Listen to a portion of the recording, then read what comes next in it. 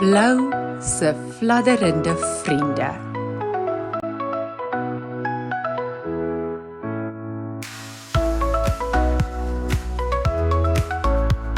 Jy luister na Klets in Afrikaans.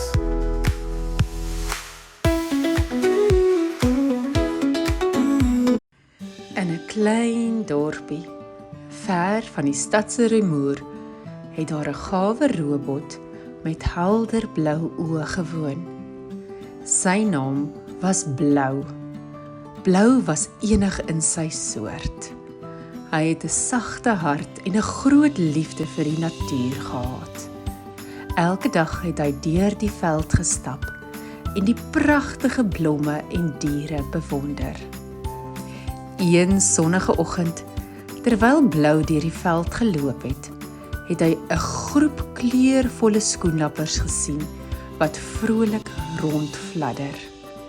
Hy was betower deur hul skoonheid en het besluit dat hy graag maats met hulle wou maak. Maar hoe maak 'n robot maats met skoenlappers? Blou het begin om die skoenlappers te bestudeer. Hy het opgemerk dat hulle van blomme hou en dat hulle graag in die sonlig speel. Hy het besluit om 'n spesiale tuin te bou, vol van die mooiste blomme wat hy kon vind. Hy het ook klein fonteintjies gemaak waar die skoenlappers kon kom drink.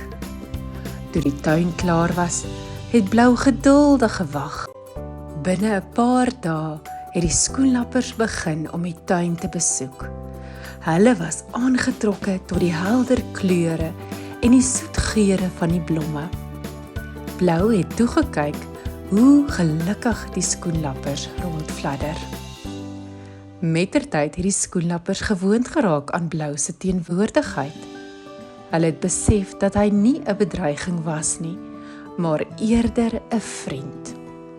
Blou het geleer om stil te staan en sy bewegings stadig te maak, sodat hy die skoenlappers nie skrik maak nie. Eendag het 'n skoenlapper met helder blou vlerke op Blou se skouer kom sit. Dit was asof die skoenlapper vir Blou wou bedank vir die pragtige tuin. Blou se hart het warm gevoel en hy het geweet dat hy daarin geslaag het om maats met die skoenlappers te maak. Van daardie dag af het Blou en die skoenlappers elke dag saam in die tuin deurgebring. Hulle het 'n spesiale band gevorm, een wat gebaseer was op respek en liefde vir die natuur. Blou het geleer dat ware vriendskap nie beperk is tot mense nie, maar dat dit ook tussen 'n robot en skoenlappers kan bestaan. En daarna het Blou, die robot met die helder blou oë en sy skoenlappermaats gelukkig saam geleef, elke dag gevul met nuwe avonture en vreugde.